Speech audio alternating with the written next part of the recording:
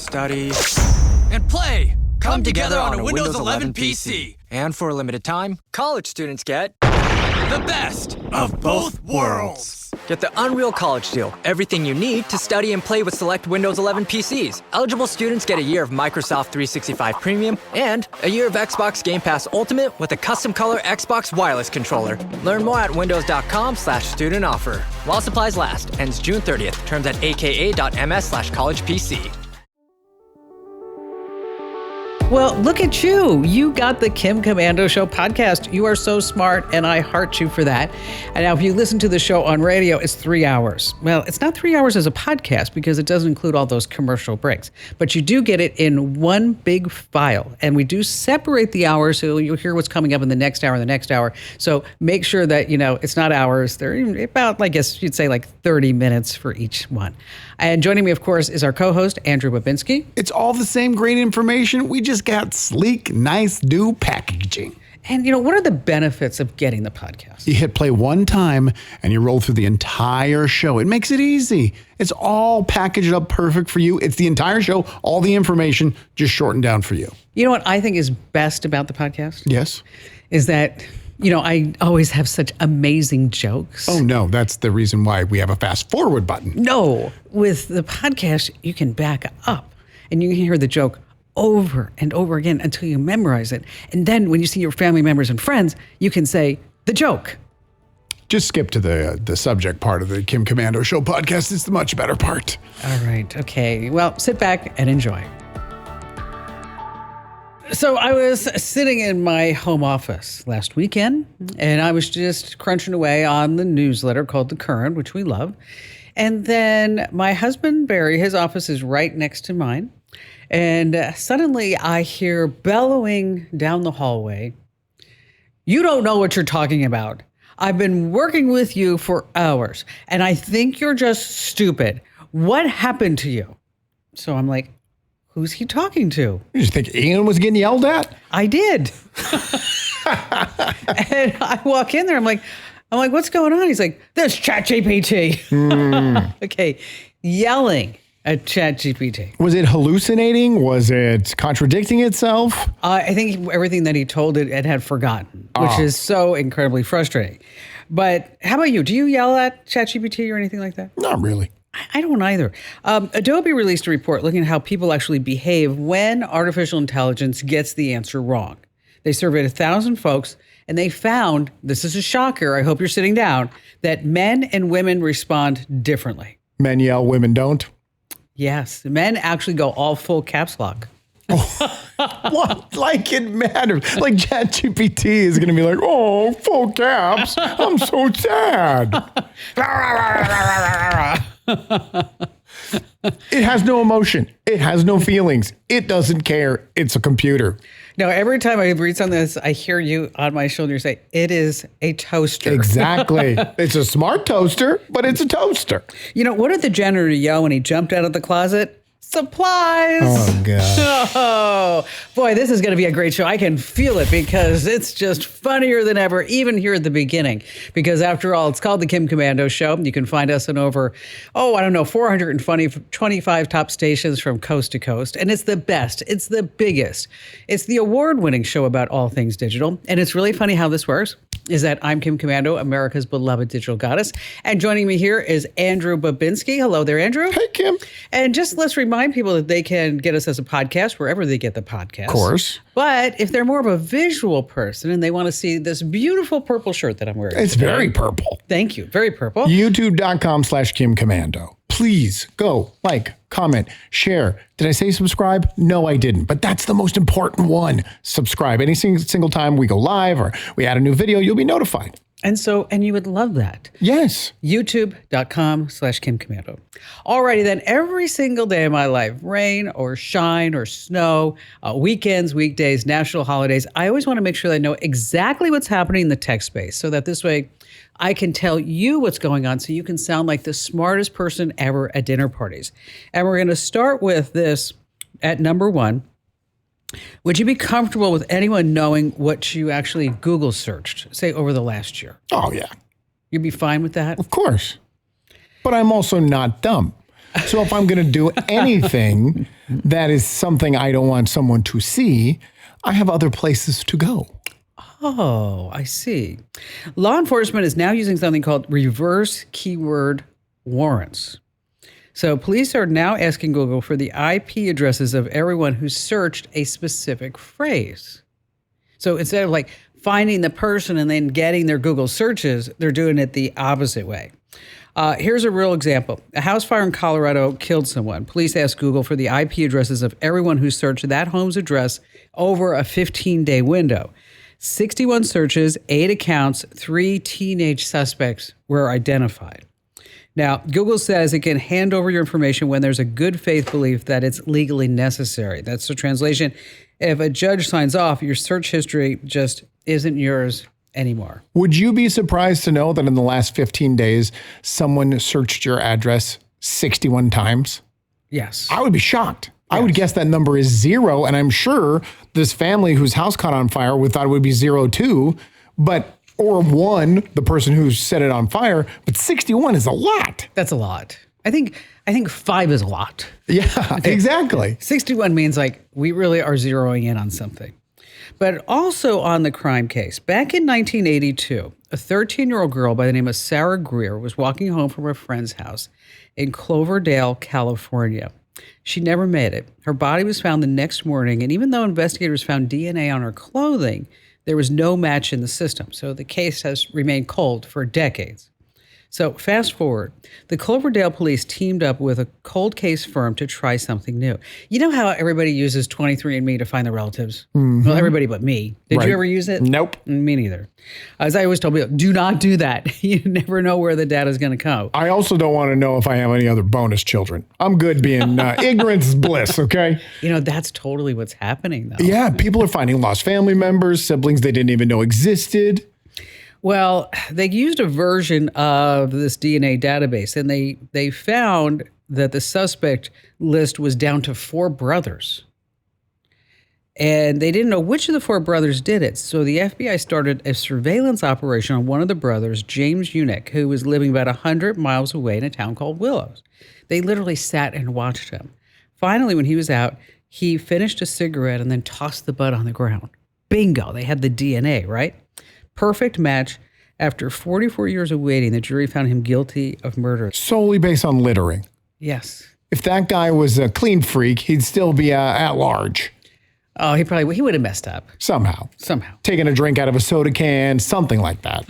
Let's see. FBI has a warning that if you're using a router, say, from the first term of President Obama, it is time for you to get rid of it. Okay. About 2010. That's a good way to judge it. Okay.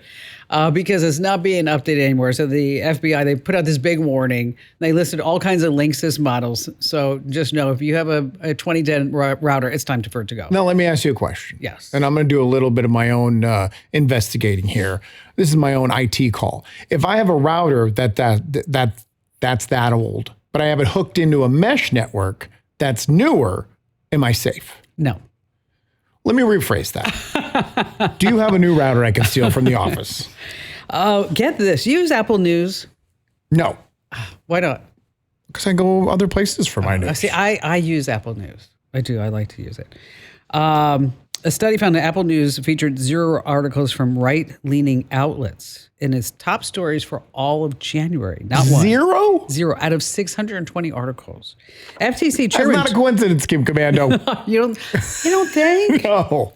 So that's why sometimes I'm like, I can't find anything. There's nothing new. I can't find anything to read. The FTC told Tim Cook to review the algorithm and to fix it.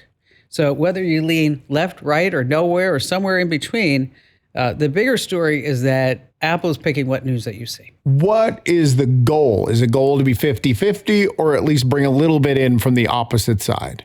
I would like 50-50. Okay. How about go neutral? Yes. How about it just be news and not opinion? So you go into settings, apps, and Apple News, and that's where you can set some preferences. Oh, okay. Finally, this. I'm going to play a little song for you. And I want you to tell me which, don't think about it, because I know you like to do that. You like to think like, I have to come up with something clever and funny to say. I just want you to listen to the music. All right. And then tell me like 3 to 5 words what describes the music for you? My eyes are closed.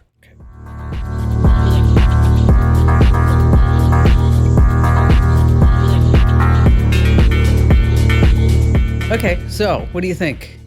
All right, so the first thing that came to mind, and I don't know, I'm just being honest, was Cher for some reason. Cher. I don't know why. And then if I could turn back time. or the Believe song where she's all auto-tuned. Yeah. Okay. So Cher came to mind, and then techno, and then I was thinking, when is the beat going to drop? And it never did. It's not going to. This is a new genre of music called funk. Phonk. Okay. Okay. That was Henson by Sahara. Okay. They say this is the music behind Instagram Reels and TikToks. It's just royalty-free music that just runs on a loop. Well, it's getting really big streams. One of the biggest producers, it goes by Slaughter.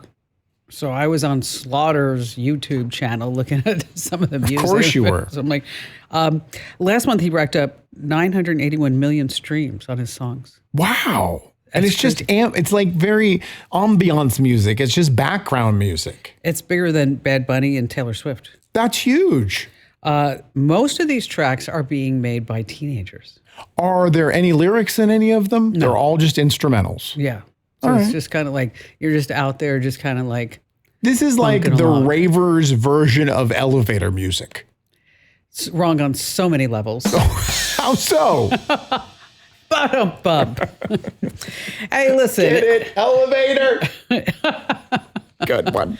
Let me tell you, every single day I send out a free newsletter, and it is truly a labor of love. I don't know if you've taken a look at the newsletter called The Current, but from top to bottom, I want to make sure that every single sentence, just like here on the show, even if you just tune in for just a moment, that you get one valuable fun fact, or you learn another thing, or you just kind of have to groan at a bad joke. And so if you're not already signed up for The Current, join a million folks who get it every single day over at getkim.com. Once again, that's getkim.com. So, Andrew, let's start some phone calls. What do you say? Let's do it. Alex in Vancouver, Canada. Hello there, Alex. Glad to have you with us. Now, this looks like an interesting, it says meta glasses and social media. What is up with that? Well, I just wanted to know to start, what are your thoughts on meta glasses? What, like secretly recording people specifically? What are your thoughts on that? I think it's horrible. I think that that somebody being able to record you, and I know that when you're out in public, there's no expectation of privacy and things like that. But if I'm being recorded, I at least would want somebody to say, "Hey, do you mind?" Yeah, exactly. Me too. I agree fully. Is it that secret though? I mean, with the meta glasses, isn't there an indicator when it is recording? Oh, you know what? There's a little LED light that's invisible in sunlight. And what happens is people go online, they buy little stickers to cover up the light, or they just take a little nail polish to cover up the light. Or even tape. I've seen tape on them before too. But if someone walked up with me with big, thick honker glasses on that has tape on them, I would go, oh, I wonder if those are recording me. You know what? They're really not that big. I guess you would. They're really not that big. They're actually the size of Ray-Ban glasses, I'm pretty sure. I think they look pretty normal. Yeah, they do look normal. Why do you ask? Well, something happened to me 2 weeks ago involving meta glasses where I was secretly recorded without my consent when I was a little too inebriated to consent to anything. And it got posted all over the internet, and it's viral, like absolutely viral. It has 450,000 views. 16K likes. People in my family have found it without me sending it to them. It's just been a whole thing, you know, and my mom and I want to make a change in that because we did go to the police about it, and there's nothing they can do because, like you said, you don't really have, like, much, and if you're in public, you don't really have much say. Where were you? I was just on the streets downtown Vancouver outside of a bar with my friend. Yeah, so you're on a public sidewalk. I mean, I know that someone was secretly recording you audio and video with the glasses, but there was also probably, and I'm not trying to exaggerate, 25 other cameras up and down that street that were filming you? Oh, for sure. Except the fact that, like, in this video, I pull him to the side and I say, hey, like, I'm a virgin and I'm not looking for a club hookup. And he tried to use that against me in this video. So I understand in public, like, you're being recorded all the time, you know? I understand that, but little conversations like that don't need to be posted on the internet without my consent, and you know? Let me ask you, was he filming you for the purposes of putting it on social media and to get clicks? It looks like it, for sure. And I went through the page, but I won't say what it is. It looks like he does this often to drunk women specifically. Wow. And so did he touch you by chance? Yeah, a couple times. Because unwanted touching, depending upon, I don't know what it's like in Vancouver, but sometimes here in the United States, unwanted touching can actually be a form of assault. And yeah. And that being the case, then you can file a police report. Armed with that police report, that's when then you can go to the social media platform and say, I have this police report and I need you to take this down. Yeah, well, I've gotten it taken off of Meta because recording like without consent is against some sort of Meta guideline. But other social medias, they have not gotten back to me despite me saying like, hey, I have a police report. Please take this down. Wow, you're in a tough spot. You are. Yeah, a little bit. Yeah. And it's only going to get worse. The more, like we talked about last week, they're pushing these glasses for everyone to wear. We're going to see more and more, unfortunately, these types of incidences. And then the glasses, what's even frightening is that with the new name tag update, is that somebody could be wearing these glasses and then they get your name, your occupation, and then your last 3 social media posts. Right. You're going to add her when you post a video of that she doesn't want online. Yeah. That's terrible. It's awful.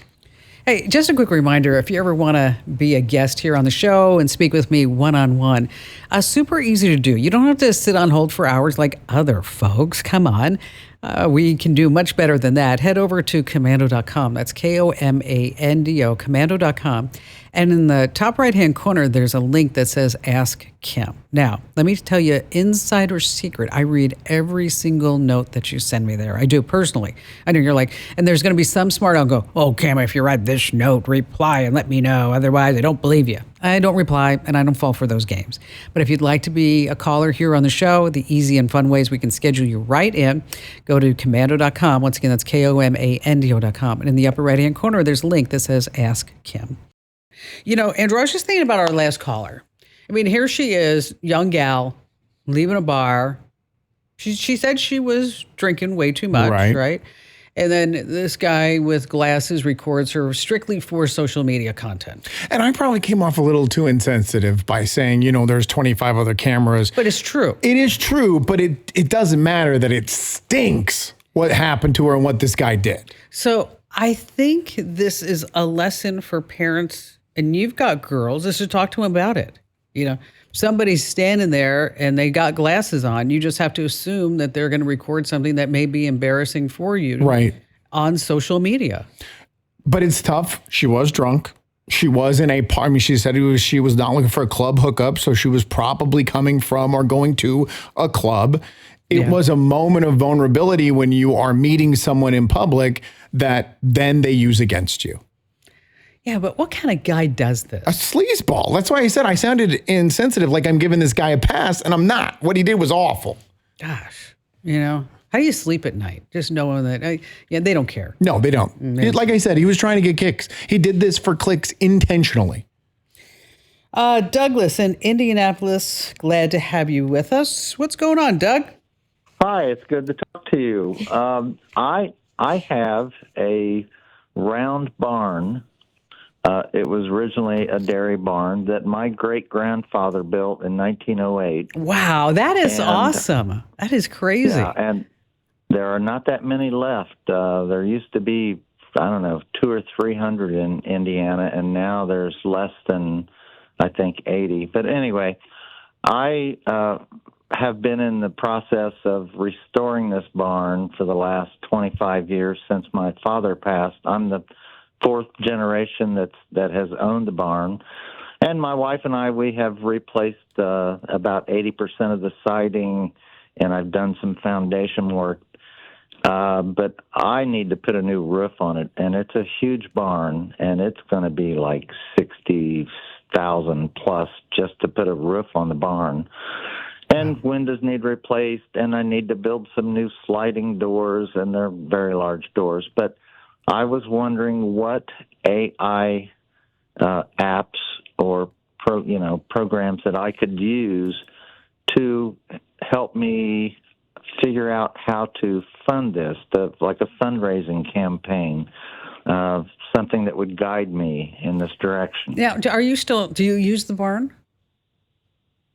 It's not in use. Originally it was a dairy barn. We have used it for storage, but now in the past I have given tours through the barn from kids that came out from Muncie, Indiana is where I'm at. But from schools there, they would ride their bikes out on the trail. Their teachers would bring them out, and I would give them a tour through the barn and explain, the original purpose of the barn, that type of thing. Would it ever make a good event venue? Oh yes, and that's what we were thinking of, maybe like a farmer's market or a social venue, antique flea market type venue. We have about 3 acres of grass around the barn, of pasture, not actually pasture, but I mow it with my lawnmower. But car shows, that type of thing. That's awesome. That's incredible. Well, just about any of the AI chatbots will help, whether it's Gemini or Claude or ChatGPT, depending upon which one. They all have their day. I've noticed that Gemini is pretty lame lately. Gemini was really good. Now it's not. ChatGPT with the new version 5.2 seems to be stepping it up. Claude is really, for me right now, I think it's my favorite. I think it really does have the edge over the other ones. So, but once you start using this, what you need to do is to tell the chatbot, whichever one you select. I would probably go with ChatGPT first for your use, and tell it exactly everything about the barn, the history of the barn, and how it was used as a dairy farm. And then you need to tell it, I need you to be a historic preservation expert. Okay. And that's the thing that a lot of people miss when they're using AI is they don't give it a role. They just ask a question, and then they get something that looks like a toaster manual instead of something that's very specific for them. And so if you tell AI what role that it needs to be, whether it's an HR professional, a social media manager, an email marketing expert, whatever it is, but in this case, we're going to say a historic preservation expert. And then maybe you want to start looking for some grants. The National Register of Historic Places, the Rural Development Grants, the Preservation Alliance. There's also federal historic tax credits that you may be able to tap into. And when you start looking at AI, that's where you want to say, write me a list of every grant, tax credit, funding source available for historic agricultural building preservation. And then you take it to the next level, Doug, is you say, help me fill out each and every one of these applications. Oh, okay. And this is also something that would be really cool for, what do you think, doing a little CapCut for TikTok and talking about this? If this is actually perfect for something like TikTok. I'm sure there's barn talk out there somewhere where people who love barns. But if you're going to start a TikTok account, the best advice I was ever given is that you want to open 4 new accounts. And it could be the Round Barn. It could be Round Barn, Indiana. It could be Doug's Barn. 4 different accounts with 4 different names. And then you make 3 intro videos explaining the barn, and maybe a second video that talks about the feature, and a third video that talks about the history. And then you post those on all 4 of those accounts at the same time and wait for one of the 4 to get traction. And once that one gets traction, you close the other 3, and that's the one you continue on. That's interesting. So how do you differentiate? Do you differentiate anything other than just the title? Nothing. Because all you're doing is you're increasing your odds of the algorithm catching you and pushing you onto the For You pages or to the people who are interested in farms and barns, because you're giving yourself now, 75% more chance of actually gaining an audience than just having that one account. I think that's smart. So what do you think about all that, Doug? That sounds great. I know there on Facebook there are 2 or 3, like the U.S. Barns of America and Barns of Indiana, that type of thing, and people come and they'll take pictures and they'll post a little note, that type of thing. But I never thought about doing something on TikTok. Yeah, and that would also be, I'm sure you've seen any type of venue, there's always that backdrop where people can take photos and videos in front of. I mean, when you were talking about the barn, I thought, gosh, what a great wedding venue. Yeah. I mean, we really, and then you talked about car shows. I mean, there's all kinds of hoedowns. I don't know a good place to have a hoedown, Doug. Where should we go for that hoedown, Andrew? Oh, the round barn. I saw it on TikTok. We all want to go to the round barn on TikTok. That's what we want to do. When you get it up and running, Doug, give us a call because, hey, we might want to come up and check it out. Blaze in Seattle, Washington. Hi, Blaze. Hi, Kim. Welcome. There's only one person that I would like to ask this digital question, and it involves wanting to know a program or an app or a device that my daughters can record their school notes from index cards and then be able to play them back anywhere they happen to be studying. Now, I used to do this with a cassette recorder and played it back on a Walkman, but that is not possible anymore. What would you recommend? Yeah, I'm dating myself. Andrew, do you remember index cards? What do those look like again, Andrew, those index cards? I have no idea. I'm way too young to remember those. Well, maybe there is a digital version of the 6x4 index card. Okay, so the whole idea is that you want to have the kids create a way for them to study and remember facts and figures. Yeah. Okay. Yes. You know, luckily there are apps and there are digital ways that you can do this that don't involve a cassette tape. Yeah. Thank you. But you can still make a mixtape for us if you want. I was just thinking about, remember when Frankie was in the studio? Oh, yeah. I didn't even know what a mixtape was. Yes. Yeah, we had this guy working cameras, and Andrew and I were talking about mixtapes.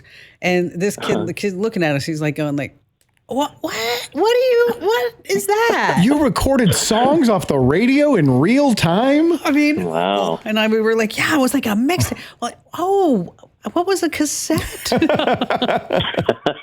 then we're all looking at each other like, we are that old. Yeah, unfortunately. There is an app called Quizlet. And so you might want to look at Quizlet. There's a free version. It's pretty popular with kids. You can create virtual flashcards and do audio and video and things like that. You also have on your iPhone, you have the Voice Memos app. So it's sitting right there. You record notes organized by subjects. Google Keep is for Android folks. Does pretty much the same thing. So I'd probably use Quizlet, though, and then have them record the question. Okay. And then pause for the answer. So it gives them that chance to actually respond, right? Okay. So you have that virtual thing of flipping over the index card. Right, and allowing some time for that answer. Okay, so how are you dealing with AI and the kids? Oh, I think I'm a little bit detached from that as far as the technology and what they're using in school. So that would be another great question that I would have. How do I keep up with the technology that's you have to present in school? Yeah, you have to. You just have to, and you've got to take a look at laptops and Chromebooks or whatever else that they're using. One of the studies I found is that we spent as a nation $30 billion to get rid of all the textbooks because we said we're going to give kids all of the we're going to give them Chromebooks and laptops instead. And then what they found now, the standardized tests that are coming back right now with Gen Zers, and because all the numbers are coming in, you can't blame it on COVID either, is that their test scores on standardized tests are lower than their parents' parents. Right. And they're blaming it on the laptops and the Chromebooks because they only spend like 20 to 30% actually doing computer work on the school devices versus everything else. Andrew, you're shaking your head. You see this? Oh, yeah. They cheat all the time. I mean, you have to understand that. But the schools are doing a good job now of trying to track it. There's a lot of software. A story one of my daughters told me that in class, they pulled up someone's assignment, said, this is obviously AI, and that they showed, since you're using our computer, on the back end, we have software that just watches everything you do. And he played back a video of her copying and pasting it from AI into the assignment. So they're doing a good job of scaring them, but it's true. I mean, they'll find workarounds. They'll use ChatGPT on their Apple Watch because that can't be tracked. Whatever they do, whatever way they can find around it, they will. Okay, we all had workarounds. Okay, please, give me one of your workarounds when you were a kid. Encyclopedia. So it's a different version of cut and paste, I suppose. Yes. I just sat next to the smart girl. You know what? There was always that. Oh, no. I'm sitting next to smart girl. I mean, I can look over on her paper. You know, when I was going through computer science class, I was the only female. And people would always ask me, like, that must be so hard for you to be the only female. And I'm like, oh, no, I'm like the only blonde in this sea of men. It's fabulous. I got the pick of the litter. This is great. And if you sit in the first row, that's where you get the really smart guys. I figure it out. Blaze, thanks for your call today. All right. Almost all Fortune 500 companies now are using AI to screen candidates before a human ever sees your face. So here's what happens: that you answer questions on camera, and then an AI algorithm will score your clarity, structure, and whether or not you're making sense. So the trick to beating all this is to role play with your favorite AI chatbot first, and tell it to ask you questions and be tough. And now a real recruiter will watch these videos. So you want to look sharp. Make sure that your background is not a total disaster either, because AI will be looking at that too. All right, still to come, we have more of your phone calls here on the Kim Komando Show. You know that glow that you see on people who just seem to radiate health? It's not just great lighting. It's what's happening inside their body. And one of the best kept secrets to looking and feeling amazing is collagen. You see, as we age, our bodies naturally produce less collagen, which can lead to wrinkles, thinning hair, brittle nails, and just feeling less flexible than we used to. But the good news is that you can support your body naturally. With high-quality collagen from Native Path, you're giving your body the building blocks it needs to support smoother looking skin, stronger nails, and shinier hair. And some studies also suggest collagen supplements may help support bone health too. You see, it's not about turning back time. I know we want to do that, but we just can't. It's about feeling your best at any age. And right now, as a Kim Komando listener, you can get Native Path Collagen for just a fraction of the retail price, plus free shipping and a free gift bundle. Just go to getnativepath.com/Kim. That's getnativepath.com/Kim. These statements have not been evaluated by the Food and Drug Administration. This product is not intended to diagnose, treat, cure, or prevent any disease. Individual results may vary. All righty, let's see who's next. Lauren in Washington, D.C. Hi, Lauren. Welcome aboard. Hi there, Kim. Thanks for taking the call. I wanted to pick your brain about something. Okay. You're a smart lady, and I bought a new car. And what'd you buy? It's a Ford Explorer 2025. I traded in my 10-year-old 200,000-mile Explorer. Yeah. Oh, wow. I hung on to it for a long time. But this one's really different, and I'm concerned. It almost drives itself. I'm concerned that it's collecting lots of information about me and my driving habits and maybe other things that my phone connects to without explicit permission. And I'm wondering how I can opt out of whatever I can. Yeah, that's always the big question, because you're right. Yeah. Cars are roving computers right now. And think of all the electronics. Boy, what a difference, 10 years, right? Yeah, it's like going into a spaceship. As you start looking at this roving computer in the Ford Explorer, it also has an app, right? It does. A lot of the magic happens in the app. And so if you go into, on the sync screen, you go into settings, then you get connectivity and connected vehicle features. That's where you can switch the data to be off. Now, you can also go into the Ford owner portal for the same thing, and you can review some subscriptions there. And, you can ask the dealer to kind of walk you through this yourself. So, but congratulations on the purchase. Look inside the app. Thank you. And again, it's going to be under share vehicle data under connectivity. Wow. From 200,000 miles, 10 years to a brand new car. That's pretty wild. All right. So these insurance companies want to give you $60 off your premium. Just install a Nest thermostat or Ring doorbell. And you're like, oh, yeah, that's awesome. Here's what you want to do. It's called lifestyle underwriting. Say a pipe bursts while you're away. Your insurance pulls up your Nest history, sees that you set the heat to 45 degrees and calls it negligence. Your claim's denied. So that's just an example. So before you install one, make sure that you read all the fine print. Hey, if you haven't already, make sure that you head over to getkim.com because that's the place where you can sign up for my free newsletter. It's 5-star rated. You're just going to really dig it. 5 minutes a day to get tech smart. Again, that's at getkim.com. Thanks for listening. Thanks for being here. We appreciate your support. So, how many times a day do you think you check your phone, Andrew? How many times do you actually look at your phone? I check my phone just twice in the last minute. So if we average that out, we're looking at 2,600 times a day. It's probably somewhere in that range. So new survey out puts a number on how wild it really has gotten. A baby born today will spend 21 years of his or her life staring at a screen. Total? Total. Sounds low. Really? Oh, yeah. 21 Sounds years? Super low. Well, they say because the average American is now spending at least 7 hours a day on their phone, on a screen. And so 7 hours on a screen, but that does seem like, because what about when you're at home watching TV or playing video game? Right, that adds in and that rolls up. Lisa and I actually got in a fight, I used that in air quotes, last week on who's on their phone more. Nice. Because she was sitting there and we were trying to do a puzzle together and she was sitting there on her phone. She's just texting away. I was like, hey, put that thing down. We're spending quality time together as I yell at you. And she said, you're on your phone more. And then we pulled up the stats to see who would win the fight. I was way more than her. But that's because I watch YouTube podcasts. Oh, I watch 2 daily podcasts is 3 hours. Oh, that's your excuse. Right. Okay. So instead of saying, honey, you're right, you went down that road. So I would like to say that shouldn't count. Yes. 21 years.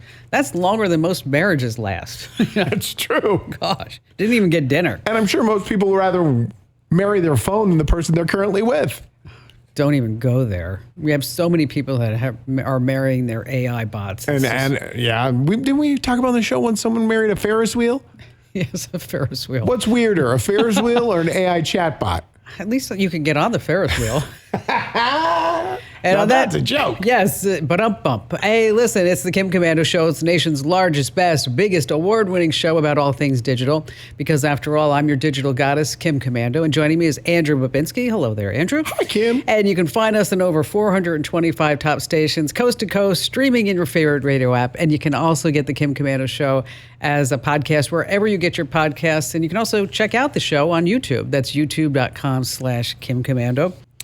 All right, let's talk about some things that are happening in the techverse. The Ring ad. We talked about this on the podcast. Yeah. Family loses their dog, Milo. Everybody's crying, happy tears. You said all the girls were like, oh, my God. Oh, yeah. If you didn't see the commercial, they show this dog being reunited with a family. And I was in a house full of women that all just went, oh, at the same exact time.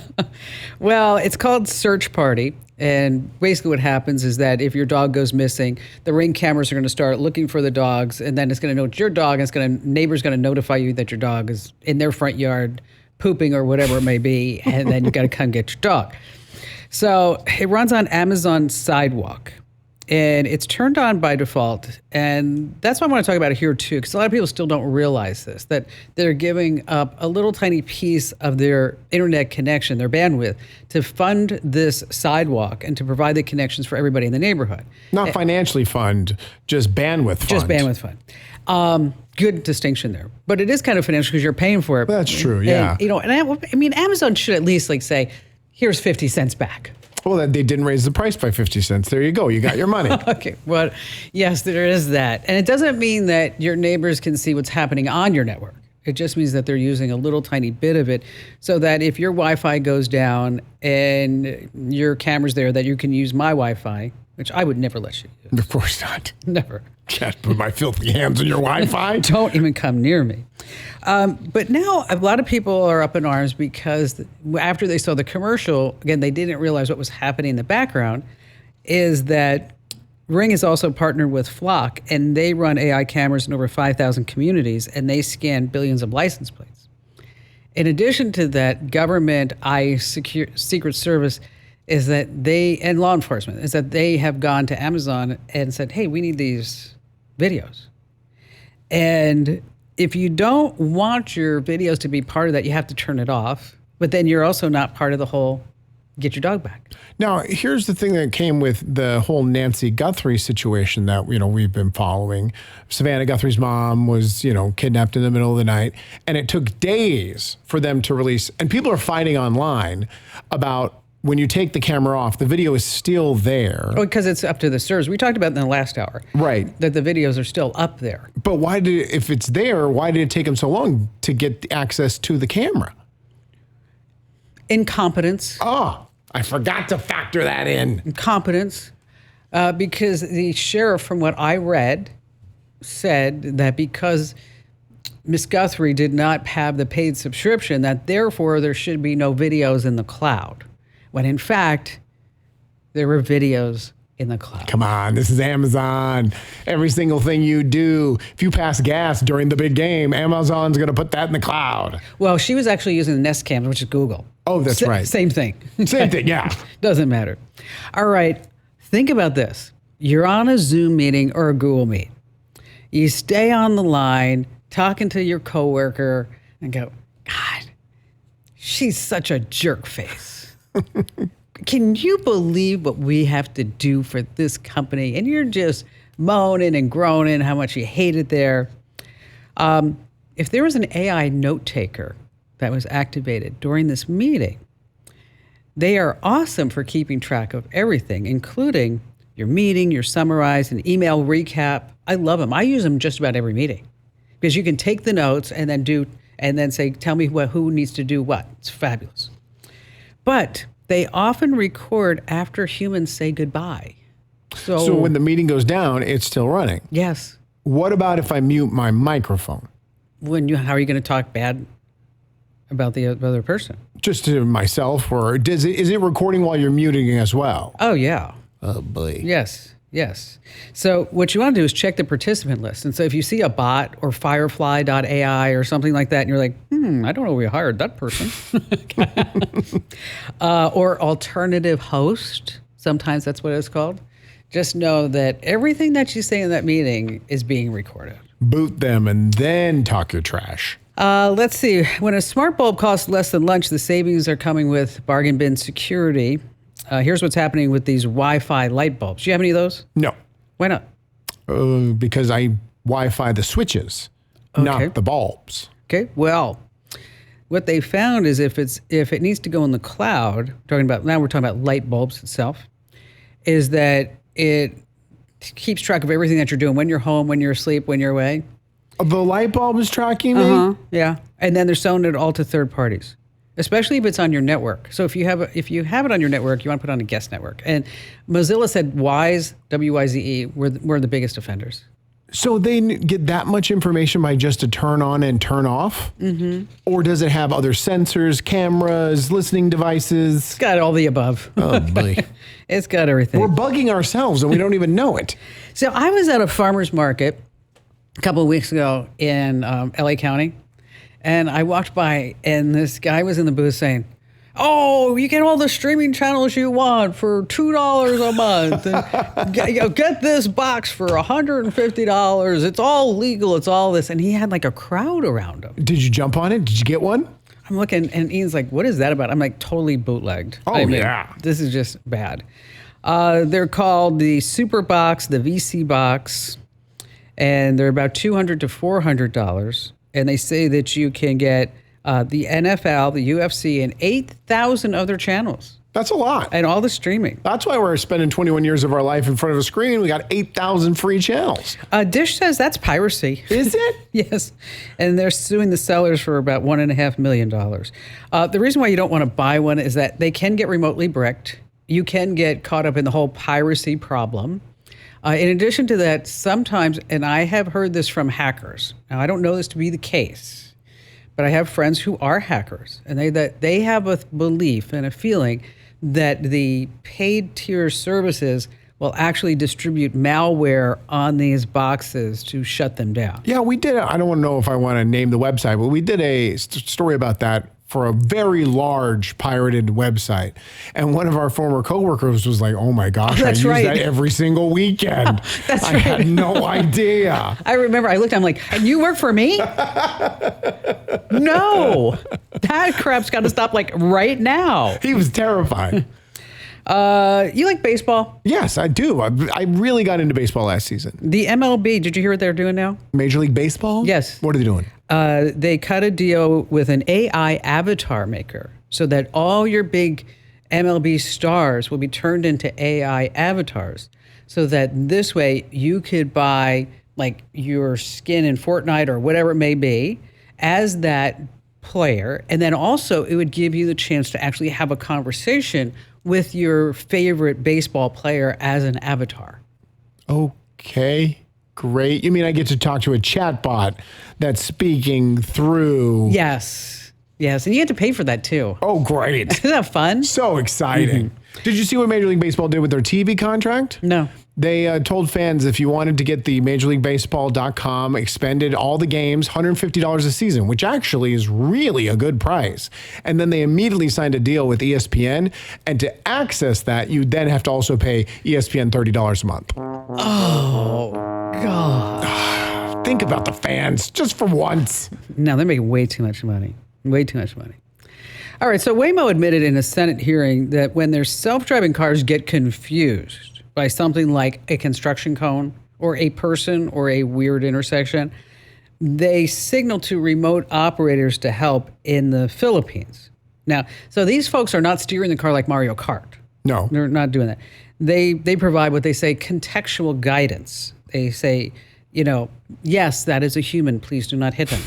I mean, that's important stuff. Really? So they're not grabbing a remote control and steering the car around the cone. They're saying that's a cone. Go ahead and drive over it or move to the right. Now, but here's the part that I found interesting. All the workers are headquartered in Manila. Okay. Manila has the worst traffic on the planet Earth. Rush hour speed there tops is 11 miles per hour. It takes over 30 minutes to go 6 miles. They have that huge roundabout that like 10,000 cars enter a minute. So what they did is they hired the worst traffic drivers on the planet to handle making a legal U-turn in Phoenix, Arizona. But a cone in the road, that's nothing to these people. They're worried about 3,000 cars normally around them. They're like, just drive over it. Who cares? It's not a problem. It's like, I don't know. It's like hiring a lifeguard who's drowning. I mean, that's just not a good thing. Hey, look, you can spend 20 minutes reading tech news from 10 different sites, or you can let me do it for you. And that's The Current. It's my free daily newsletter. Almost 1 million folks get my 5-star rated newsletter every single day, and you can sign up right now over at getkim.com. That's getkim.com. All right, Paul in Austin, Texas. We're going to start with you right now, sir. What's going on? Hi there. Hey, thank you for having me. I am, new to the show. I have The Current for a long time, and 2 recent things, tech junk, of which I am sure I'm a major holder, and cleaning up your phone memory, which my phone has been screaming, so it's probably time screaming to do that. So thank you. Paul, I'm drowning. I'm dying here. Paul, help me. Well, no, you see, but I always thought tech stuff was alive, and it did what it wanted anyway, so that's a whole thing. Well, it may not have been in the past, but it sure is now with AI, I'll tell you that. You're right. But the reason I'm calling is about a trip we're going to be taking to China, and my kids who are in the tech world turned to us and said, you need a burner phone, and my hyper-intelligent remark was, huh? So we dug into it a little bit, found the articles in the Wall Street Journal and other credible sources, talked to people who I think are knowledgeable in tech and travel, and they were 50-50.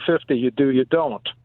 Well, the thing about going when you're going to China and you're bringing your tech is that you just have to assume that whatever you have on your phone, and this happened to a friend of mine quite recently, is that she actually sent me the video. She plugged in her laptop in the hotel's, she just connected to the hotel Wi-Fi in Beijing. And then all of a sudden her laptop started making all these noises and it got hot to the touch. They were just taking a full copy of everything on the hard drive, just in the hotel. I think someone does need a burner phone then. So I mean, I'm leaning. So what I would recommend on the safe side is that you do get a burner phone, and you can still bring your phone, but don't connect it to anything if you want to just use it as a camera. So this way you have all the photos that way. But when you start talking about burner phones, look at like a track phone from Motorola, like $30-40 at Walmart. AT&T has a prepaid Motivate Max, again the same price, as well as Straight Talk has a Samsung.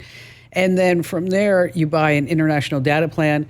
And so if you ever need a phone to make a phone call or to do anything, get maps, you're going to be using the burner phone and not the phone that the communist China are going to be, can I use that word again? Communist? No, sucking all the data off. Oh, that's the technical term. It's now in the vocabulary of this radio show. That's it. Paul, thank you so much for your call and have a great trip. Let's see, moments away from a really frightening story about how a hotel room key could be turning on hidden cameras inside the hotel room just by you putting the key in. God, what a crazy world we are in. Where is it safe to stay? It's just Can't go to an Airbnb, can't go to a hotel. Guess what, Uncle Charlie? I'm coming over. I need your couch. Karen in Atlanta, Georgia, you're up next. Hi there, Karen. Hey, Kim. Thanks for taking my call. Love your show. I'm a real estate agent, and I have a lady who wants to list her house. Her husband died in December, and she has found a new boyfriend through a grief group she was on online. And they're making plans to move in together and do all this stuff. And he works on an oil rig out in the ocean, and he was coming down for Valentine's Day, but something broke on the ship, and he has to stay and Oh, darn it. fix it. Yeah. And so it's just like screaming every red flag in the world. This is a scam. This is a scam. This is a scam. And it's like, you can't. I talked to her niece, and she says, yeah, we think it's a scam, but we don't know. It's a She won't scam. listen to us. It's a scam. Is the only reason she's selling her house because of this new Yeah, does he need lover? money? Yes. And I think, he's like super rich, but he only needs $70,000 to finish paying for their new house. And I think that's why she's selling her old house so she can start a new life with this man. Do not let her give a cent to this guy. How much has she already given him? Do you know? See, I don't know. I'm not. She said, and I asked her. I said, this sounds too good to be true. I said, are you sure this is not a scam? She goes, oh, I've checked him out. But I don't think she's checked him out because it's just too good to be true. Okay. It's all the red flags. And so how long, did she meet this guy online? She met him online in a grief group. Oh, in the He's a widower as oh my well. God. That's shooting fish in a barrel. Yes. And his last name is the same as her husband's first name. Oh, come on. Really? So she thinks that her husband Sent from him down? above has sent him to her to take care of her. No. Since he's not here. No, this has let's count how many red flags we have. Exactly. Okay. It's every red flag there is. Yes, 100%. I mean, you've got the oil rig because he's not in the United. The last name. I'm incredibly wealthy. I'm going to live with you forever and ever. We met on a grief support site on Facebook or whatever it was. He needs her to sell his house because he's incredibly wealthy, but needs $70,000. Okay. All right. Let me tell you, you're a realtor. You've met incredibly wealthy people, right? Are they always $70,000 short of a sale? I mean, if somebody's incredibly wealthy, 70 grand is like, well, whatever. Right. Man, you said you were talking to who, her niece or somebody? Her niece. I was trying to talk to her niece, and she said that, you can't tell her anything, that she just gets mad and cuts you off. You guys have to have an intervention. Yeah, there's got to be an intervention. I mean, you got to come at her from all sides because you're right. We've talked to multiple people on the show who have been here where when they're at their lowest point of about to being scammed, they won't believe you because they think, again, this guy was sent from above. I got an email the other day from a guy, romance scam. Karen, you're not going to believe this. Okay. All right. Romance scammed out of $680,000. Oh, no. I mean, $680,000. I know. It's like, how in the world? But nobody wants to admit that the love of their life is a lie. I understand that. Especially because, if he died and she's grieving and but that's just insidious, choosing the guy's name as a last name. That's really low. It's evil on top of evil. Yeah, that is. Because that does say, oh, thank you, Lord, for bringing him down. And my husband's still taking care of me. Is there anybody else in the family you can talk to aside from the niece? The niece is the only person contact I have. Oh, there's a certain website I can tell you offline. I don't want to give them any publicity. Okay. Where you can type in somebody's name and then they'll tell you every single relative who's associated with them and give them and give their phone number to you. I mean, because it's kind of hard because if you're like me, now you have a responsibility. Because if she does this, you're going to feel so guilty. You are. That she sold her house. I already do. I'm like, but you bless your heart. You're getting scammed, and how can I stop it? And she shouldn't sell her house because she's not moving in with this guy. She's not going to have anything left. Yeah, exactly. No, she's not going to have anything left. Yeah. No. So here's what I'm doing. I'm going to put you on hold. Okay. And we will give you a site where you can type in the niece's name and then figure out who's related. And the reason why I'm hesitating is that I used this site the other day, Andrew. I don't know if I told you this. Who are you tracking? I was just curious what was online about Nancy Guthrie. Oh, okay. And I just typed in her name in Tucson. I had her home address, her VoIP phone number, her cell phone number that was verified 2 weeks ago, the kids' addresses, phone numbers. I mean, it's all right there. It's just nuts. You remember, I don't know if it was last week or the week before, we had the reporter on talking about the work slavery scam. Yes. That is. And we kind of brushed the top of it. And now hearing this, the U.S. government gets their hands involved in everything. Right. Why isn't there this push with our money and our willpower and our military and our forces to go in and wipe these guys out that are stealing billions of dollars from Americans? Well, in case you missed that, we're talking about there are scam compounds. Yeah. That's what they are. And primarily in Myanmar, Asia, where human trafficking victims are actually set to work 16-hour days, 18-hour days, scamming Americans. And where they are taught how to scam. And if they don't make the scam quotas, they get beaten, they get drugged, or whatever it may be. And I thought the worst of that was when you've been in sales situations and when somebody, we have a cowbell upstairs. Right. And it's kind of a joke when Tracy or somebody makes a big sale, it's like you ring the cowbell. Okay. When these human trafficking scammers scam somebody out of a lot of money in the United States, they actually go and ring a gong. Right. They're having a celebration of stealing from people. Gosh. But I watch a couple of YouTubers, and they are able to use the internet to access the cameras, the security cameras, because of course these scammers need to be secure. Of course. They don't want to get their money stolen from them.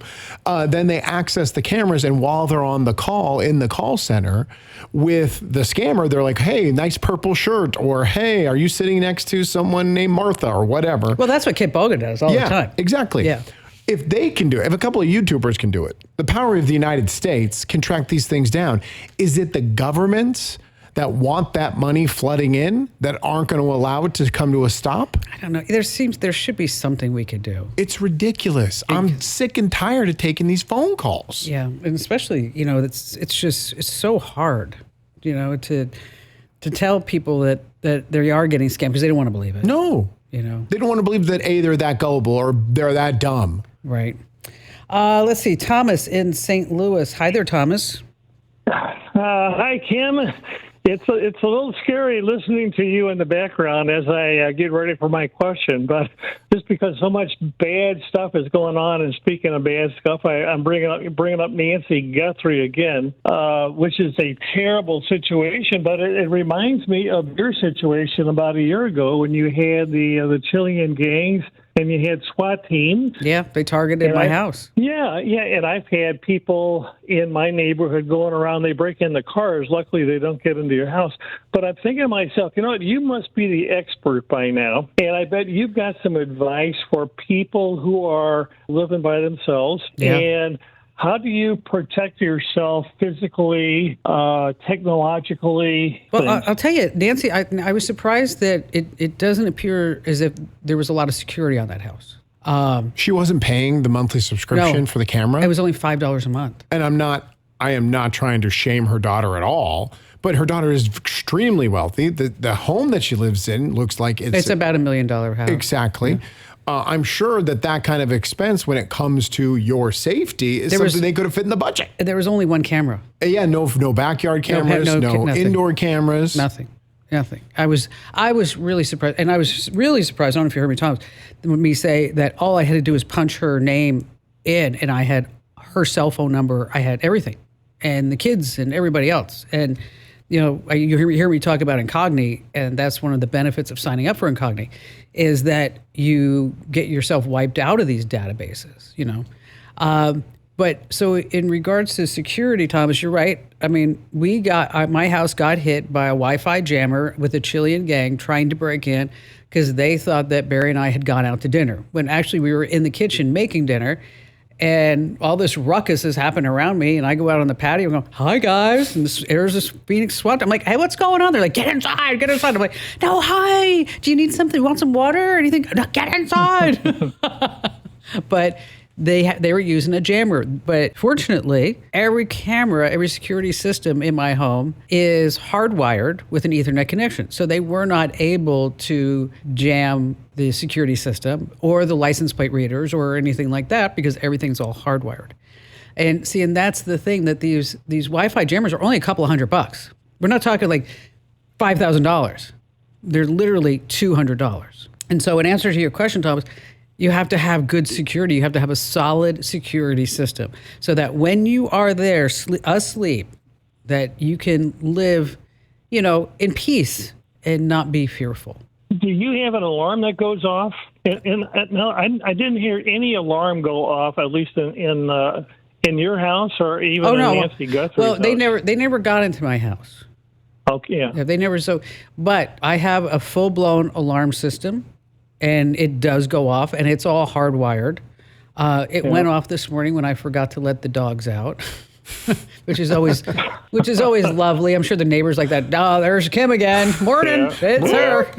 Yep. Yeah. But I didn't hear anything about an alarm system with the Guthrie incident as well. They, who it's hard to say, because we can all speculate. We can do a whole bunch of things right after the fact, right? But if you're alone, your parents are alone, family members, friends are alone, they need to be aware. And in addition to that, I have a friend who's a couple of doors down from me, and she's wonderful. Her name's Jan. And when this happened with Nancy, I called Jan up and I texted her and I said, "Listen, somebody comes to your door and you know who they are, you call me. I don't care what time of day it is. I can be at your front door in a minute and a half, especially because here's what's happening in Scottsdale. I don't know if you heard about this, Andrew, is that a couple was at home, they pretended they were delivery drivers for Instacart or Postmates or something like that with the order, and then the husband opened the door to get the order. They pushed their way in, they assaulted them, and then they were trying to steal their cryptocurrency. Everywhere you look. What a world.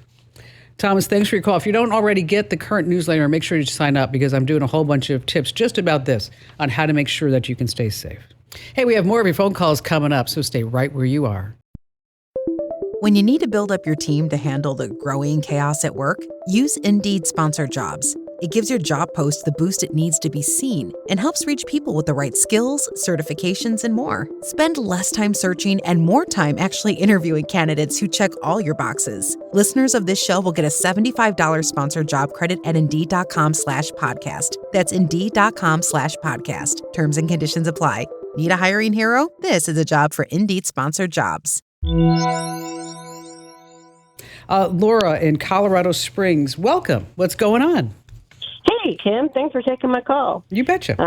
I just appreciate how you give your advice and your funny humor you have with it. So. Yes, we are always there. Hey, so I was listening the other day, and you were in your tech updates, and you were talking about Wi-Fi possibly, going through walls and checking on you in your house now, and it made me think, and maybe you could help me with a mystery that I have, or at least a mystery to me.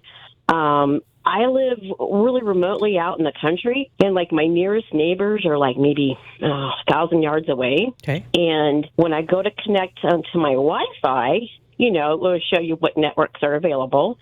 And for years, it's just been my Wi-Fi network, right? Well, like a week and a half ago, a random network shows up. What's it say? It's still there. Yeah. And when I go to, it's already checked to connect automatically, and it doesn't want that check box doesn't want to stay away. Have you had any smart utilities, power company, anything like that installed? Not recently. I do have smart electric meters. That's it. Really? But it would show up all of a sudden?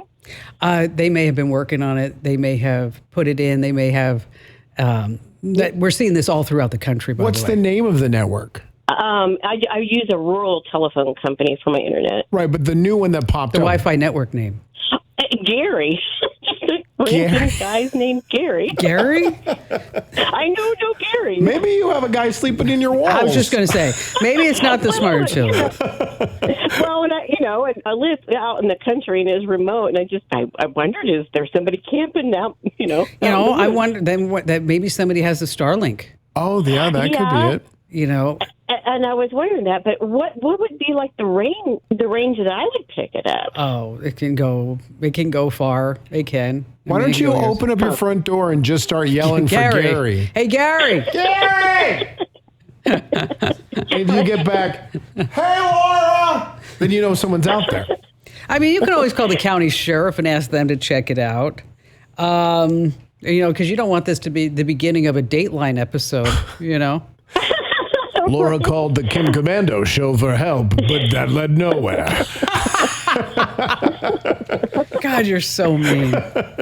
So mean. But it still could be the device inside the house that Gary could stand for, like, geological, astronomical rule yardstick or whatever. Well, what you can do is use something called Wi-Fi analyzer or network analyzer, and you walk the property, figure out where the signal gets the strongest. And then, maybe it is Gary sitting in an RV.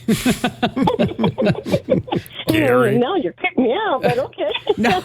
And then, but you know what? I've been getting a lot of notes about this, and smart utilities always seems to be the big culprit. So check out either a Wi-Fi analyzer or network analyzer, and then let us know what it was. And if you find Gary, have him call the show. Absolutely. All right.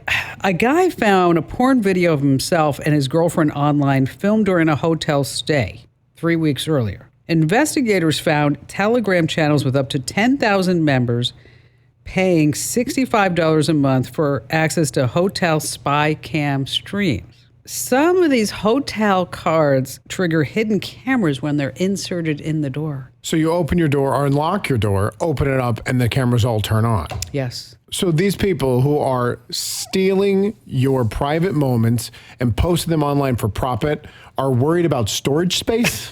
I guess. I don't know. We can't have these cameras running all the time, guys. Let's put it on Telegram. It'll be fine. Yeah, we're fine. Hey, if you haven't already, make sure that you head over to getkim.com, because that's the place where you can sign up for my free newsletter. It's 5-star rated. You're just going to really dig it. 5 minutes a day to get tech smart. Again, that's at getkim.com. Thanks for listening. Thanks for being here. We appreciate your support. So have you ever considered about how the global internet traffic happens right now? Have you ever really thought about that, Andrew? Not for a second. You just brought it up and I'm still not thinking about it. Because it's that exciting. It is. It is phenomenal when you know all the history of what's going on. Underneath the ocean, there's a transatlantic cable, for example. It's a fiber optic cable. It actually went live in 1988. Isn't that amazing? It died in 2002, so it's been sitting on the Atlantic Sea for ever since. So now what's happening, and I know this is something you're going to be like, you're going to share this with everybody you know, is that they're pulling up this cable and they're using it they're going to recycle the cable. It's 3,700 miles of cable on the Atlantic floor. One cable? Just one cable. That is going to be a big loop around someone's arm when they wrap it up. They're literally pulling the plug on internet history. 3,700 feet of cable? And now there's always this clickbait story about sharks eating the cable. They don't do that. No. No, they're not interested. They're more interested in eating clownfish because they taste funny. Ha ha ha. Oh, what was that? Yeah, what was that? It was a clown. It was a Oh. That's actually quite appropriate. Well, you know what? See, this is why we are the biggest, the best, the award-winning show about all things digital, because we have our act together here on the Kim Komando Show. And I'm America's beloved digital goddess, Kim Komando, here with you once again. Funny how that works. And joining me is Andrew Babinski. And just a reminder, you can find the show streaming in your favorite radio app. You can find it on your local radio station. You can also get us as a podcast. So wherever you get your podcast, we are everywhere. Just search for Komando with a K. But you can also get us on YouTube. YouTube.com/Kim Komando. Please go and subscribe. We would love you for that. And a huge salute goes out to all of our brave men and women tuning in on the American Forces Network Radio. Over 370,000 servicemen and women in 175 different countries and 200 ships at sea get the Kim Komando Show. Isn't that just amazing? Anyway, we appreciate each and every one of you. All right, then, every single day of my life, I make sure I know exactly what's happening in the tech space. And here are some things that you need to know about. Now, when I say homework to you, Andrew, what comes to mind? Helping the kids with homework. No, your homework when you were a kid. Oh, when I was a kid, getting it done at school before I got home, so I never had homework. Oh, see, that was good. I hated homework. Okay. For me, homework meant sitting at the kitchen table. And my dad worked for United Airlines, so he always worked the early shift, so that this way he went to work at like 4 or 5 in the morning, and then he would pick me up on his way home and then pick me up from school. And then I would have to like lay out all my homework. Did you have a lot of it? Oh, yeah. I went to an old girls Catholic school. Oh, yeah. Okay. And then he would make me chicken noodle soup, and then he'd help me with my homework. But every once in a while, he'd throw me an outlier, like he'd say, "Here's the Wall Street Journal. Tell me how our stock is doing." Great. And I'm like, that is so much more interesting to me. 54% of today's teens admit they use AI chatbots to do their homework every single day. That number seems very low. The question is, how much of the chatbot is doing their homework, which is probably most of it, don't you think? So this was last Wednesday. Francis had a bunch of math. He was out sick, so he had like 9 sheets of math to do. And there was one where we were working on it. He's in the 6th grade. And I was like, I just don't know it. I don't remember this from math class. So I pulled out my phone and I started to take a picture. He's like, "No, we can't use ChatGPT. It is against the rules." And I was like, hold on. I'm just going to take a picture. And you know what? Okay, first of all, you have to know, Francis follows the rules. Yes, absolutely. Okay, he does not break a rule. And I said, we're going to take a picture of it and we're going to ask ChatGPT, how do we work this out? We're not going to ask for the answer, but we're going to ask, how do we work it out? And he's like, well, make sure you put in there, you tell it not to give us the answer. And that's what we did. So we used ChatGPT for homework, but we still solved the problem ourselves. Which makes sense. But most parents will just say, here, oh, yeah. 52. There now you go clean your room. Let's see. Royal Caribbean, you like to cruise, they just updated its rules that you are not allowed to wear your smart glasses on board in restrooms, locker rooms, spas, medical facilities, security areas, the casino, or near the water slides. So if you have smart glasses, you're not allowed to wear them anywhere there. They're going to throw you off the boat, too. Ooh, they don't mess around. Audible is launching a groundbreaking new feature. I mean, this is phenomenal. I mean, this is something that that the people in the research and development offices, the marketing department got involved. And they said, a lot of people listen to Audible, but we need more people to listen to Audible. So here's how we're going to do it. Why am I sensing sarcasm? The new feature is called Read and Listen. It allows you to read the book while the audio plays. You're mocking this, but I like this, especially for young people. Okay, you're going to read the book. You're reading the book. Well, but you're going to look at the text while you're hearing it in your head. They say that this is immersive reading. I guess for children, but I wouldn't call it immersive. I call it more of a learning aid than anything else. But I actually, you know what's funny is that my daughter, her reading scores have dipped a little bit. So we were as parent teacher and we were talking about, what we could possibly do. And I said, what if I got her an audiobook that she could read along with? There you go. Well, I already thought it existed. This is a whole new feature for them. This is going to put Audible back on the market. You can read the book while you listen. But this is these are two different kinds of readers, right? Audiobook people don't pick up books, and people who read books don't listen to audiobooks. I don't know if there's much of an audience there.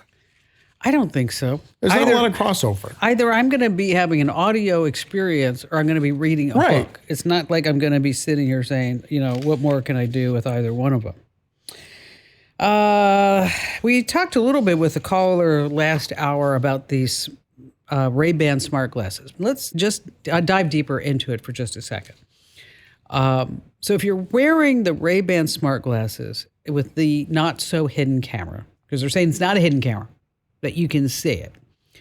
In 90 seconds, under their new project called Name Tag that they're going to be releasing, which, by the way, it has been leaked that they don't want to release this feature when things are politically slow, that they actually want to wait till things are heated up so people won't notice that they rolled this out. Okay.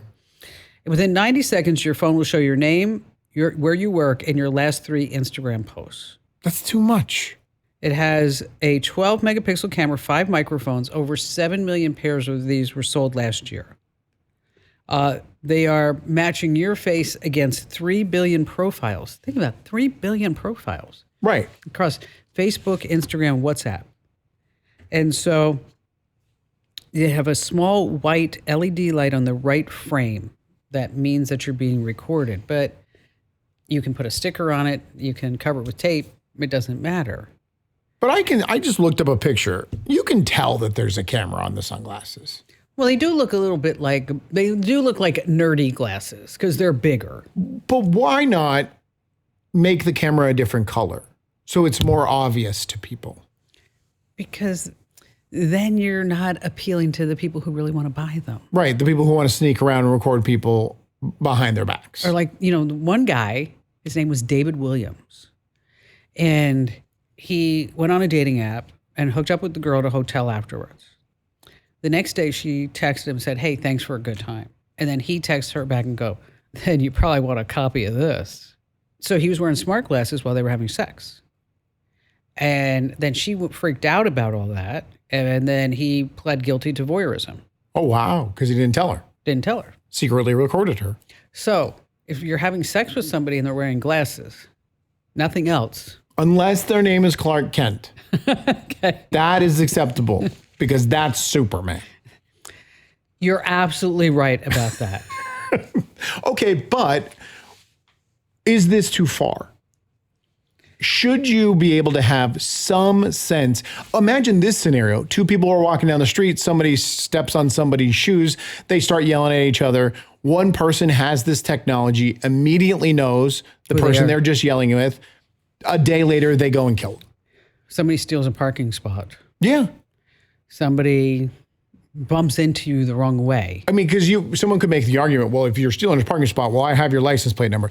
Nobody's going to go through that much. Not a lot of people are going to go through that much work to find out who you are based on your license plate. But if it's right there in front of you, this is Kim Komando. See, and that part, being on radio, we've always enjoyed a certain amount of anonymity. Sure. Okay.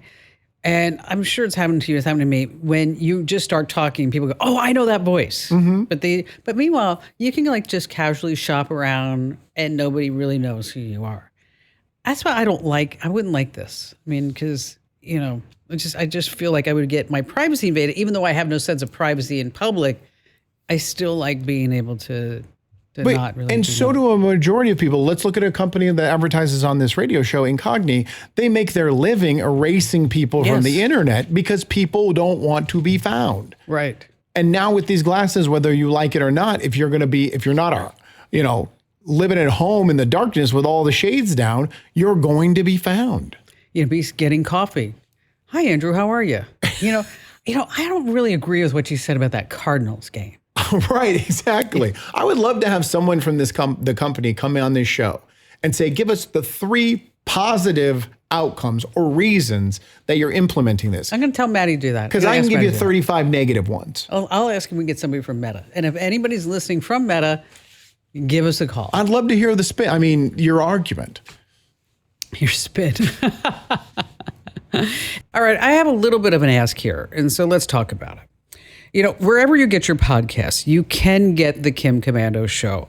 Now, for some reason, you are not leaving me a nice 5-star positive review wherever you get your podcasts, and that needs to change pronto. It does, because see, here's what happens. You have all these algorithms that are controlling podcasts. Do you know how many podcasts are out there right now? Like 4 million podcasts. 4 million. It's not so. So wherever you get your podcasts, the algorithms will kind of determine what podcast to show to other people. Now, the algorithms are based on positive reviews and traffic. So they feel like, oh, if you like this, then somebody else will like this. So that's why you hear me say, please, please, please. If I have to go spin a sign on the corner, I'll do that. Yes, I will. Well, maybe I won't, but it sounded like I should be able to do that. Just wherever you get your podcast, just leave a nice 5-star review. Say some good words, because again, that helps trick the algorithms, and then more people will know about the Kim Komando Show podcast, which is exactly what we need. All right, then. So what do you say, Andrew? Phone calls? I think that's our job. Oh, thank you. Michael in Tacoma, Washington. Hello there, Michael. What's happening with you? Oh, hi. Thanks for taking my question, Kim. I really appreciate it. You betcha. What's going on? I've got a question for Amazon. I used a fair amount of stuff from Amazon. I ordered some gardening products a couple weeks back, and then I got we're delayed in shipping, and it's no big deal. It's still winter out here, and so I waited, and the products came in. I ordered three gardening beds and then a dog bed for it, and they all came in. One thing, I ordered everything together. I got one day. A few days later, I got the next one. Finally, a couple days ago, I got the last one. Now, last night, overnight, I got texts that I was getting refunds for everything I ordered, and I don't, I got the products. I don't need the refunds, but I don't know how to get hold of Amazon to actually refund or tell them, no, I don't owe refunds. Michael? I actually got the products. Michael, are you calling us just to brag? No. Okay. Because eventually they're going to figure it out, and then we've got to. No. Okay, you know what? I've never got a text about a refund from Amazon. Never. So that's a big fat classic phishing scam setup right there. So if it came from the same apparent things from Amazon, is this going to the whole thing going to be a scam? I would not trust Amazon saying that we were sorry and here's a text or anything. What I would do is I go straight to my Amazon orders page and look at the order history, see what's going on.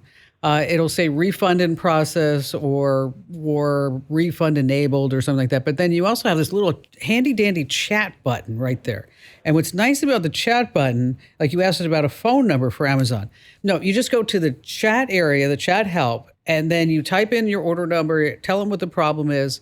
In addition to that, there's also another button, which I love, is that it says, would you like us to call you? And you're like, yes, I would, as a matter of fact. I just did this. I was at a softball game. A chair I bought on Black Friday wasn't working. Got on the chat. I don't know if I was talking to a chatbot or a real person. They gave me like 4 or 5 ways. Hey, try this, do that. Didn't work. They're like, okay, here's the manufacturer form. Fill it out, and we'll get you a new one. Yeah, so that's where you want to go. Just go to the order page or to help, and then ordering. But you want to find that chat box, and then just go ahead and talk to them that way. But I wouldn't trust anything that came in by a text. Think back to 2010, Andrew. 2010. Right. 2010. That's when Google bought the most powerful flight search site on Earth. It was called ITA Matrix. ITA Matrix. Was this a publicly accessible flight search site? Well, it was really made. It was, but it wasn't. It was really made for travel agents. Oh, okay. But if you knew how to use it, and if you knew that it existed, like I still use it today, and that's what we're going to be talking about, because they branded it as Google Flights. But if you just want to look at the available flights, you're not ready to buy a ticket yet, and you want to see large airports, small airports, to see if you can save some money that way, you go to this website. It's matrix.itasoftware.com, matrix.itasoftware.com.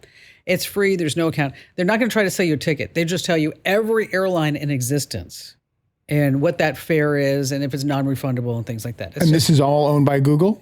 Yes. Okay. So it's kind of like the back end of Google Flights without all the bells and whistles and the ads. And is it searchable and easy to navigate? Oh, it is. Perfect. Yeah. Okay. I'm going to have to try this. It's matrix.itasoftware.com. Robert in Chicago. Hello there, Robert. Welcome aboard. How do you do? Good. What's going on? Oh, not much. Well, the reason I called, actually I emailed you, and then, anyway, I'm calling now. And the question I had, I've got a grandson. He'll be a senior in high school next year, and he's seriously looking at attending Arizona State University. And I was looking at what kind of majors do you believe he should go into in order to not get excluded from the job market by AI and, in fact, take advantage of what AI might offer and what majors he should consider pursuing. Now, Kim, before you go to the educational side, I do have to ask a qualifying question, Robert. Can he do a keg stand? Because if he can't, I don't know if there's a place for him at ASU. I know what kegs meant when I was in college, but I'm not sure what it means now. Explain what a keg stand is. You would get on the keg, and then you'd go upside down, and people would hold your legs, and then you put a funnel in your mouth, and they run the keg. You know what? Actually, just talk about AI. It's okay. I saw a lot of stuff like that at the Indy 500 on the infield, but... Oh, ASU is a party school, my friend. It is. It's a great school. Well, because it's so hot. Oh, that's the reason? We have to drink. We'll get dehydrated. You don't want us to get dehydrated. ASU has a fabulous computer science and software engineering school. And so if you're looking for AI, they have 11,000 students there. That would be the direction that I would point your grandson, anybody who's going to school, to. They've got to learn AI. I interviewed this gal yesterday for a job here, and on her resume, it said that she was going to ASU for an MBA. I actually looked at her and said, "Why are you doing that?" Well, that's comforting. And she's like, "What do you mean?" I thought an MBA. I said, "Why would you just get an MBA? You're not going to be able to get a job. You have to focus on AI. Anybody with an MBA is having trouble getting a job. Data science, analytics, engineering, mechanical, robotics, cybersecurity, biometrics, health IT. You see what all the underlying scholastic curriculum includes here, Robert? Yes. AI. Yes. Okay. Oh, Nothing. Yes, sure. Nothing generic. Oh, I'm getting a business degree, a marketing degree. Oh, I love this one. An art history degree. Okay. Come on. Okay. We need people to study art history. Okay.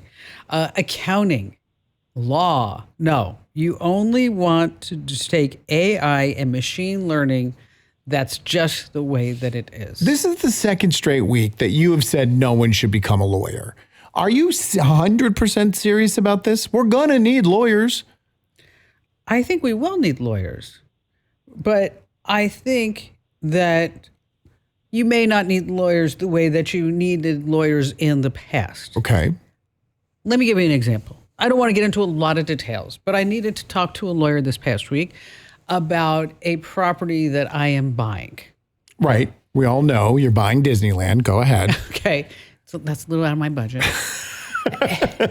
And so I was talking to a lawyer about the particulars of this acquisition. And I was explaining to said lawyer about how I wanted the acquisition to happen. And then she went on this whole tangent, whole thing. Okay. And, she's charging like $600-700 an hour. Right. Okay. And then she sends me this whole document back. And it's like, I'm like, no, that is not right. That is, and I'm not a lawyer. And I don't play one on the radio, and I don't want to be one. But I'm thinking to myself, this is wrong. So I plug everything she puts into ChatGPT. And I said, what do you think? Comes back and says, that lawyer's like, she don't know what she's talking about. So I kind of forwarded all of that. And I said, this is from AI. And she said, oh, okay, yeah. Okay. I'm thinking like, okay, why did I even need that? Right. So I think law is a fabulous thing to know. But if you're thinking that you're going to be writing contracts and doing things like that, I think that's just passé. I think you're going to be representing people. Have you seen the movie Mercy? Mm-mm. It's just, I only watched part of it, but it's kind of the reverse. It's that you are guilty until proven innocent. And you have to prove yourself innocent in front of AI. Oh, wow. Okay. And it's so far, it has caught my attention. I haven't like turned it off in the first 10 minutes because it's normally like short attention span theater. Give that movie an Academy Award then. If it kept her attention for 10 minutes, it's a winner. Well, do you disagree? I just don't know. I mean, because the last 2 weeks you said we're not going to need lawyers, but that's just because the entry level work is being eliminated. And so it's just going to be a longer time for a lawyer to become more established and get to the point where the cost that they put in for their degree is going to pay off.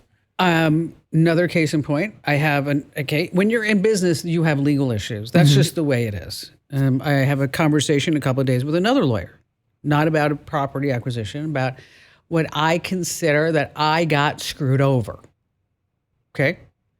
And I have done so much through AI and so much putting data into AI that it has made his job a lot easier in presenting the case. Whereas before, it would have taken him and a team of 20 people to figure out terabytes and terabytes of data. Right, but at some point, the old guild is going to die off, and what are we going to do when we don't have the next generation of lawyers waiting in the wings? My AI lawyer is going to talk to your AI lawyer. All right, I'll see you in AI court.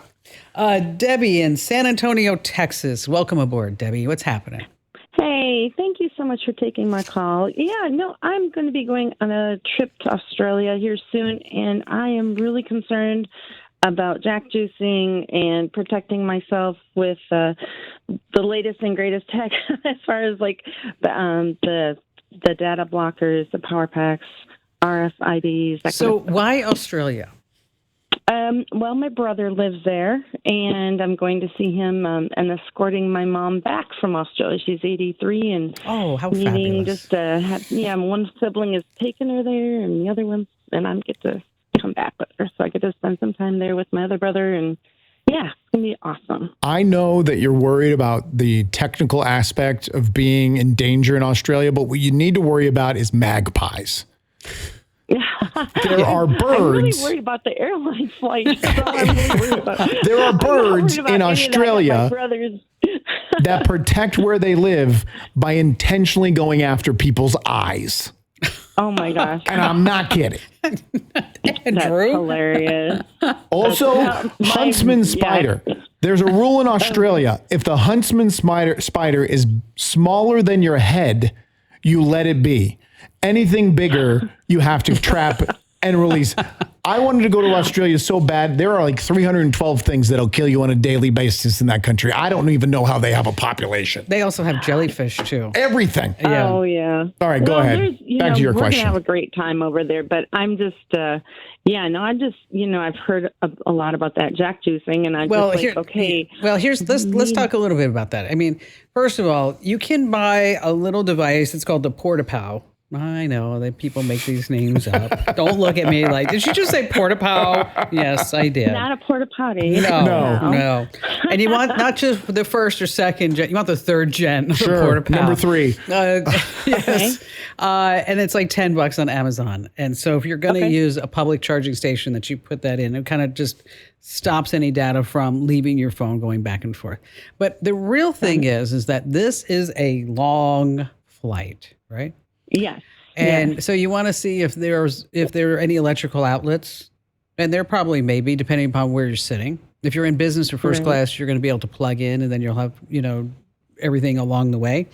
You want to look at an Anchor 737, and it's going to charge your phone 4 or 5 times. And it's about $100. So the bottom line here is that when you're traveling, is that you want to bring your own cable and you want to bring your own wall adapter so that you're not relying on anybody else. Got it. One of the things that when you do book this flight, that the airline will say, we will have Wi-Fi the entire flight. Right? Right. And you're like, yes, this is going to be so great. I'm going to get so much work done. Right.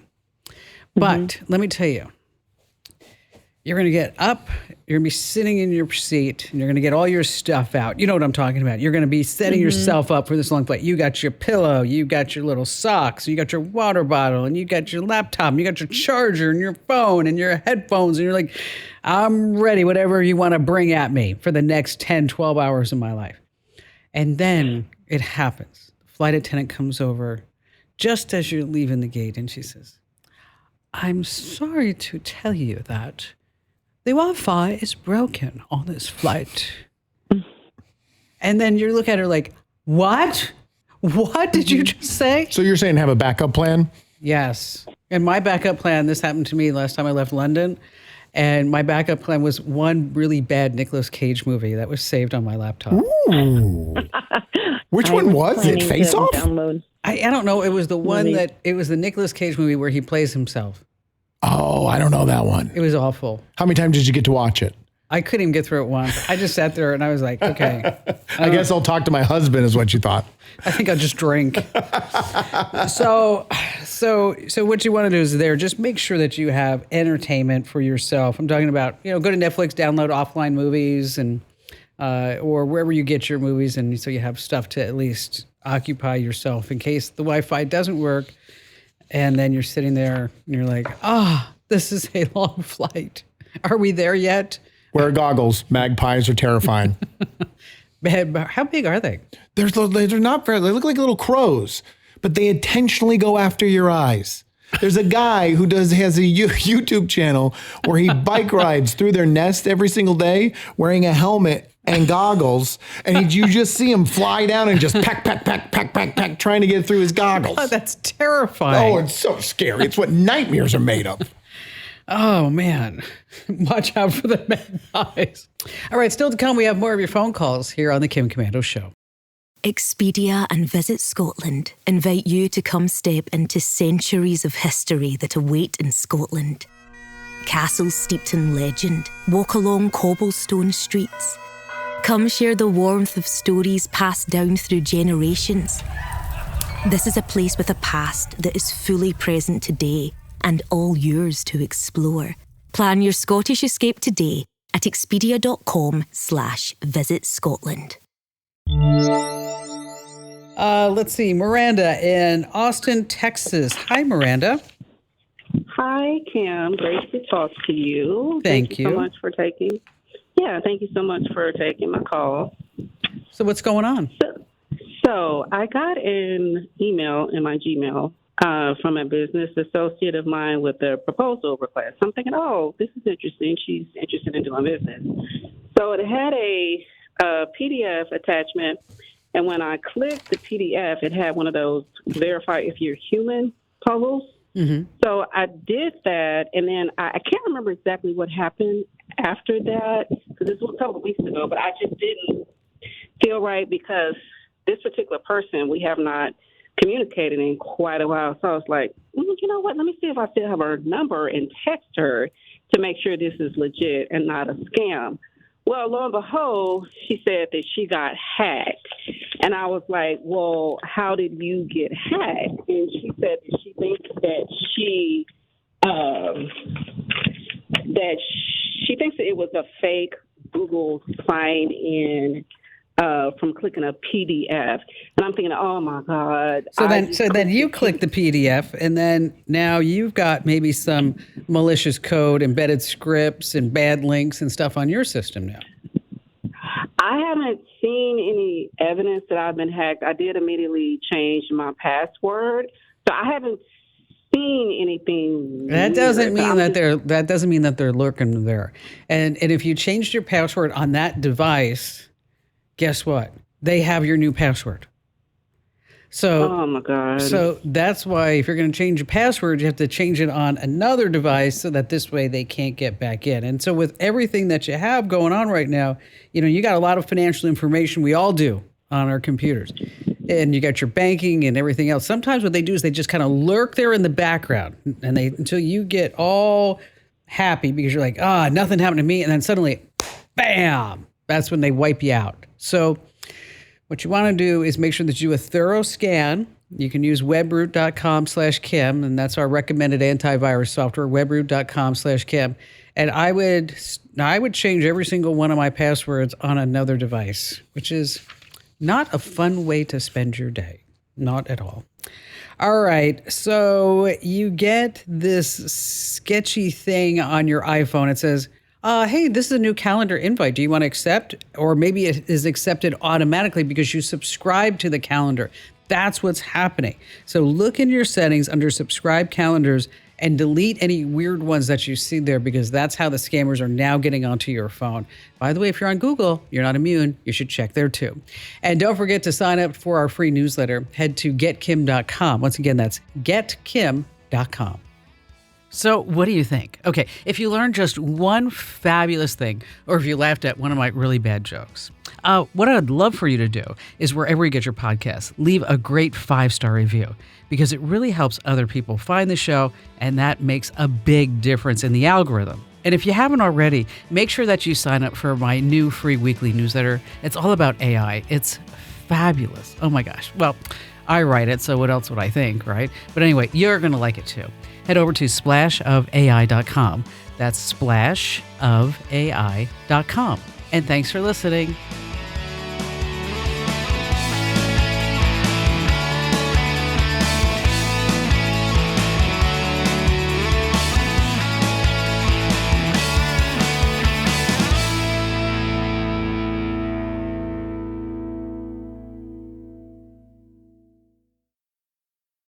You can't reason with the sun. Trust us, we've tried. This summer, it's time to put that angry ball of fire on mute. Columbia's OmniShade technology is engineered to protect you from the sun's harsh rays that can burn and damage your skin.